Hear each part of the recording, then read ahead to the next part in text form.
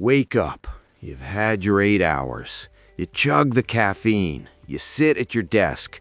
But the lights on the dashboard, they just won't turn on. It isn't just tiredness. It feels like your head is wrapped in thick, wet gauze. There's a physical lag behind your eyes, like a computer cursor that is moving half a second too slow. You read the same email 3 times and absorb absolutely nothing. You reach for a simple word in a conversation and it vanishes, leaving you stuttering and embarrassed. It feels like you are trying to sprint through waist-deep mud while the rest of the world is running on a track. Most people, and frankly most doctors, will tell you this is just stress or a normal part of aging. They tell you to sleep more or take a vacation. They are wrong. This sensation is not a morale failing.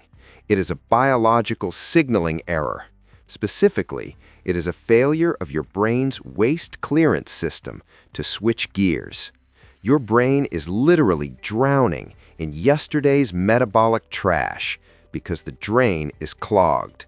No amount of coffee can fix a clogged drain. In this video, I'm going to show you how to manually unclog that drain. We are not talking about mindfulness or generic hydration tips. I am going to hand you a specific 2-minute physiological protocol, a hard reset for your neurovasculature that forces oxygenated blood into the prefrontal cortex and flushes out the inflammatory debris, slowing you down. This is the exact mechanism used by high-performance operatives to switch from rest to focus in seconds. But before we can install the fix, we have to identify the saboteur. There is a common healthy morning routine that millions of people swear by, which is actually suffocating your brain cells before 9 a.m. You might be doing it right now.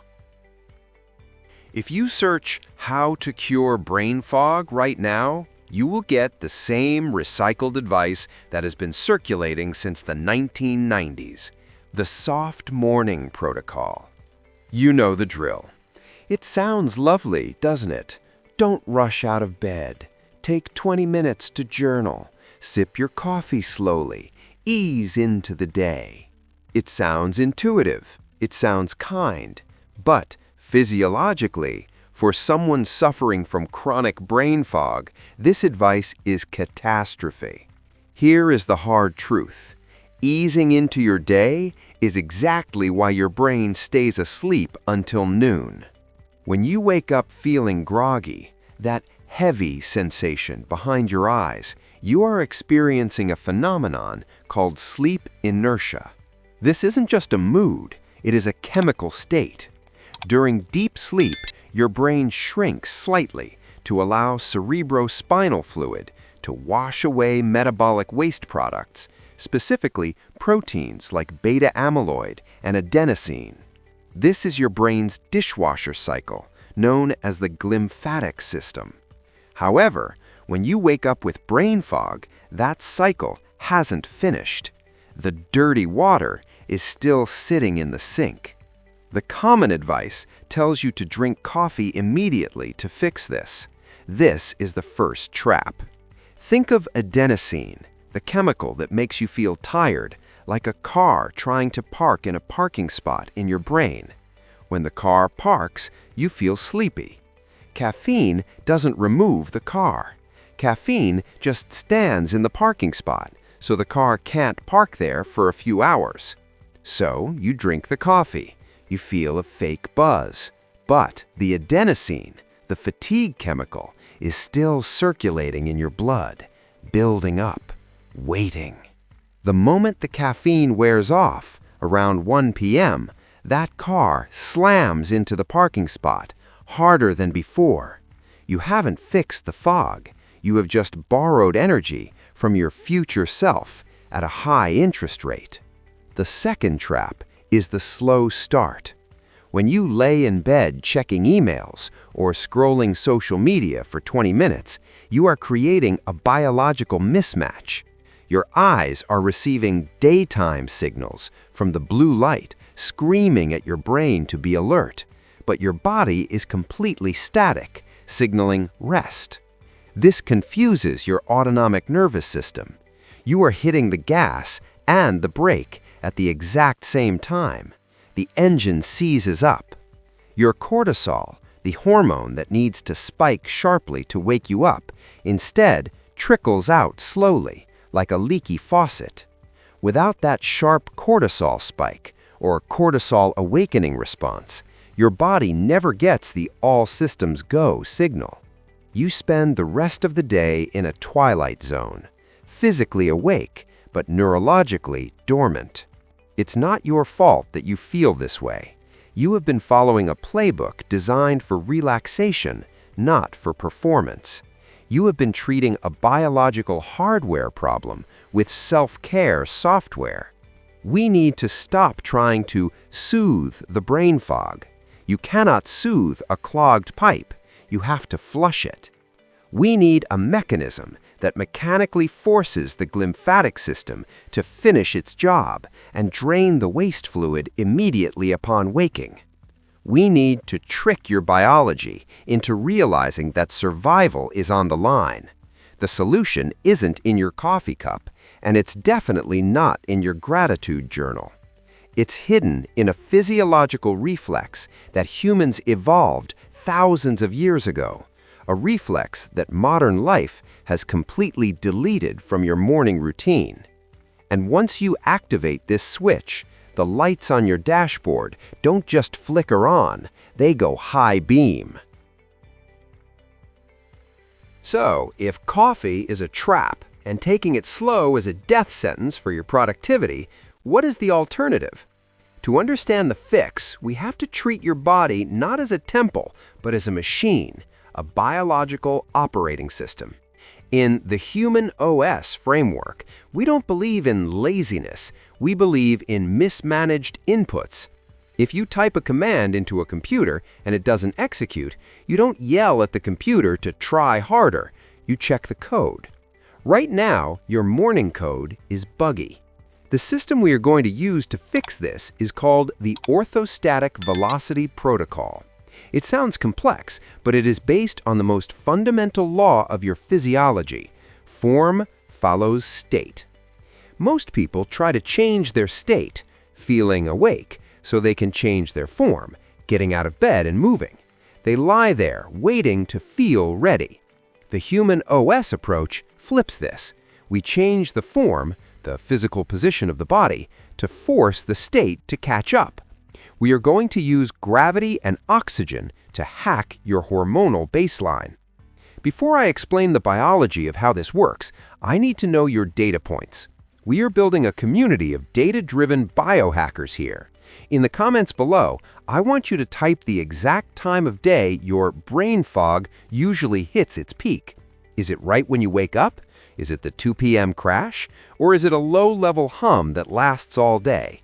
Pause the video, leave your timestamp in the comments, and let's see if we can find the pattern. I'll be replying to the most common times with specific tweaks. Okay, let's look at the engine. To banish brain fog, we need to trigger a specific biological event called the CAR, the cortisol awakening response. Now wait, I know what you're thinking. Cortisol? Isn't that the stress hormone? Isn't cortisol the bad guy? This is the biggest misunderstanding in modern health. Chronic, low-level cortisol from staring at your phone or worrying about bills, yes, that is toxic. That is the bad stress. But acute cortisol, a sharp, high spike of cortisol first thing in the morning, is not just good, it is essential. It is your body's natural ignition spark. Think of cortisol like the RPMs in a car engine. If you're driving on the highway, you don't want your RPMs redlining constantly for hours. That will blow the engine. That's chronic stress. But when you're first starting a cold car on a freezing morning, you need that initial crank, that roar of the engine, to get the fluids moving and the alternator charging. If you try to start the car with low RPMs, it stalls. That stall, that's your brain fog. When you wake up groggy, it's because your morning cortisol spike was too low or too slow. You didn't get the spark. The slow start routine, lying in bed, scrolling, moving sluggishly, suppresses this spike. It tells your adrenal glands, false alarm, we don't need energy, we're just lying here. So the cortisol trickles out weakly. To clear the fog, we need to manually induce a massive, sharp spike of cortisol and adrenaline within the first 120 seconds of waking up. We need to redline the engine for a brief moment. Why? Because this hormonal spike acts as a systemic pressure wash. It does three critical things. It forces the liver to dump glucose into the bloodstream for immediate brain fuel. It constricts the blood vessels in your legs to shunt oxygenated blood up to the brain. It signals the pineal gland to instantly shut off melatonin, the sleep hormone. If you miss this window, if you miss the ignition spark in the first few minutes, you cannot get it back later. Dismissive. You can drink all the coffee you want at 10 a.m. You missed the biological launch sequence. So, how do we trigger this spike? Without stress or anxiety. We don't do it with our thoughts. We do it with our baroreceptors. These are tiny pressure sensors located in the grand arteries of your neck and chest. They are the gatekeepers of your wakefulness. And right now, because we live comfortable sedentary lives, your baroreceptors are asleep at the wheel. We are going to wake them up. We have established that the soft morning suppresses your ignition spark. To ignite the engine, we need to manipulate two specific biological pathways, the baroreflex and the thoracic pump. This is where the human OS approach differs from generic advice. We don't just move, we engineer stress signals. Pathway 1, the orthostatic gravity trigger. Your baroreceptors are pressure sensors lining the aortic arch and the carotid sinus in your neck. They constantly monitor blood pressure. When you are lying horizontal in bed, gravity is distributed evenly across your body. Your heart doesn't have to work hard to push blood to your brain. It gets lazy. The baroreceptors signal the brainstem to lower your heart rate and dilate your vessels. This is rest mode. If you slowly roll out of bed and sit hunched over your phone, that signal never changes. You remain in a hemodynamic state of rest, even though you are technically awake. However, if you move from horizontal, lying down, to vertical, standing, rapidly, within seconds, you create a momentary drop in blood pressure in the brain. This is called an orthostatic challenge. Your baroreceptors scream at the brainstem, pressure drop detected, we're losing gravity. The brainstem instantly responds by firing the sympathetic nervous system. It clamps down on the blood vessels in your legs, vasoconstriction, and drives the heart rate up to force blood against gravity into the cranium. This release of norepinephrine is the antidote to brain fog. It is the same mechanism fighter pilots use to stay conscious during high-G maneuvers, just on a smaller scale. We are deliberately inducing a micro-crisis to force the system to wake up. We're about to get into the second pathway, which involves the chemistry of your blood itself. This is the kind of detailed, protocol-based health breakdown you won't find on the viral clips.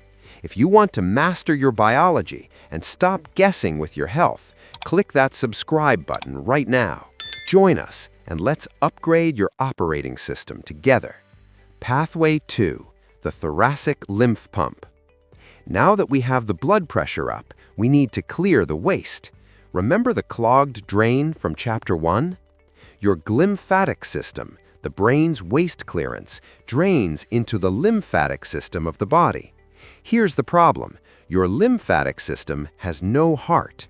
Your blood has the heart to pump it. Your lymph fluid, which carries the toxins and metabolic waste, relies entirely on mechanical pressure to move. It's a hydraulic system that requires movement to flow. If you are sedentary, the lymph sits stagnant. This stagnation creates systemic inflammation, which crosses the blood-brain barrier and manifests as fog. The revelation of fact is that the largest driver of lymph flow is not walking, it is the diaphragm. Every time you take a deep diaphragmatic breath, you change the pressure inside your thoracic cavity, your chest. This pressure differential acts like a giant vacuum, sucking lymph fluid up from the abdomen and dumping it into the venous circulation to be filtered by the liver and kidneys. Most people breathe with their shoulders, shallow, anxious breaths. This does nothing for lymph flow. It leaves the waist stagnant. To flush the brain fog, we need to engage the thoracic pump violently and rhythmically. We need to create a high-flow state. When you combine Pathway 1, the orthostatic challenge, with Pathway 2, the thoracic lymph pump, you create a biological compounding effect.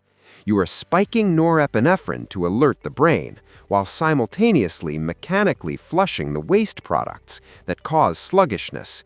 You are not waking up, you are rebooting. So how do we put this into a 2-minute sequence? We don't just stand up and breathe. We use a specific sequence of movements designed to maximize these two variables. We have the theory. Now we execute. This is the Neural Wake-Up Protocol. It takes exactly 120 seconds. It costs $0 and it requires zero equipment. You are going to do this tomorrow morning, the moment your eyes open. Do not negotiate with yourself. Treat this like a medical prescription. Phase 1, the hard launch. The battle is won or lost in the first 10 seconds. When your alarm goes off, you will feel the urge to hit snooze or check your phone. This is the drift. It is your brain trying to pull you back into sleep inertia. We need to trigger the orthostatic challenge immediately. We use the 5-second ejection rule. Count backward 5, 4, 3, 2, 1. On 1, you physically throw the covers off and stand up. Do not sit on the edge of the bed. Do not stretch. Stand vertical. You might feel a slight head rush. Good. That is your baroreceptors waking up. That momentary dizziness is the signal that your brain is demanding oxygen. You have just forced the system online. Phase 2, the thoracic bellows. Now that you are vertical, we need to activate the thoracic pump to flush the stagnant lymph. We are going to use a movement I call the skier swing. Here's the mechanics of the movement. Inhale deeply through your nose as you raise your arms high above your head. Reach for the ceiling. This expands the rib cage and creates negative pressure in the chest, the vacuum effect. Exhale sharply through your mouth. Make a shh sound as you swing your arms down and drop into a quick quarter squat. Why the squat? Because your calves and quads are the second heart. Your veins have one-way valves. When you contract your leg muscles, you physically squeeze the venous blood back up toward the heart. By combining the arm raise, thoracic vacuum, with the squat, skeletal pump, and the sharp exhale, diaphragmatic force, you are creating a massive hydraulic wave through your body. Do 20 repetitions. It should take about 60 to 80 seconds. By rep 10, you will feel a physical tingling in your fingers or face. That is not magic. That is vasodilation. That is fresh, oxygenated blood reaching peripheral capillaries that were shut down while you slept. You are manually overriding the groggy signal. You are physically forcing the brain fog out of the system. Phase 3, the electrical primer. You have pumped the system. Now you need to fuel the signal. Your brain is an electrical organ. It runs on action potentials, electrical impulses sent between neurons. Electricity cannot flow through plain water. It needs a conductive medium. It needs electrolytes. Most people wake up dehydrated, which means their blood volume is low. Low blood volume equals low oxygen to the brain. But if you just chug plain water, you're just diluting your remaining minerals. You'll just pee it out. Walk to the kitchen, take a large glass of water, room temperature is best for absorption. Add 1/4 teaspoon of high-quality sea salt, pink Himalayan or Celtic gray. Squeeze half a lemon for the potassium and liver support. Drink it immediately. The salt provides the sodium, which is the key driver of the sodium-potassium pump in your cells. Sodium is what allows the electrical signal to fire. Without sufficient sodium, your neurons are trying to send texts with 0 bars of signal. The water restores blood volume, increasing the pressure your heart can generate to push oxygen to the brain. The result, by minute 2:01, you have spiked cortisol and norepinephrine, alertness, flushed lymphatic waste, clarity, restored blood volume and conductivity, focus. You haven't had a drop of coffee yet, but your dashboard lights are all green. You are online. Now, I know what you're asking. What about breakfast? What about intermittent fasting? That is where most people crash their system again. Because once the engine is running, you have to be very careful what fuel you put in it.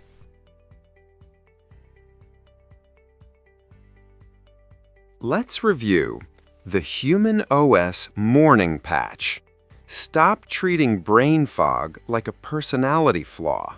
It is a plumbing issue. Stop trying to soothe yourself awake with slow routines and caffeine. You are just fighting your own adenosine receptors. Instead, execute the code. The hard launch. Stand up within 5 seconds to trigger the orthostatic challenge. Wake up the baroreceptors.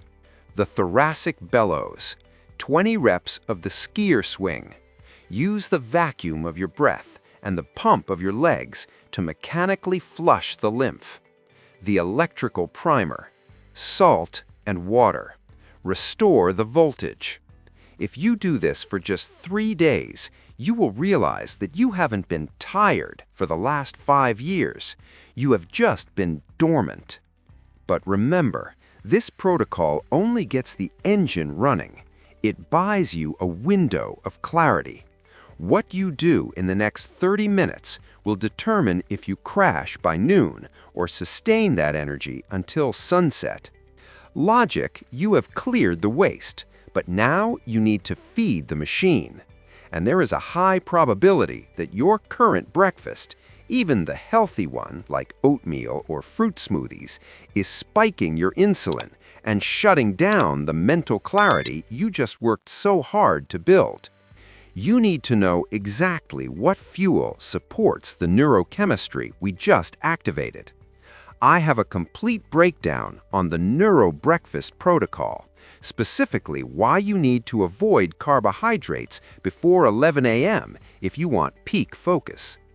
Click this video right here. I'll see you in the next operating session.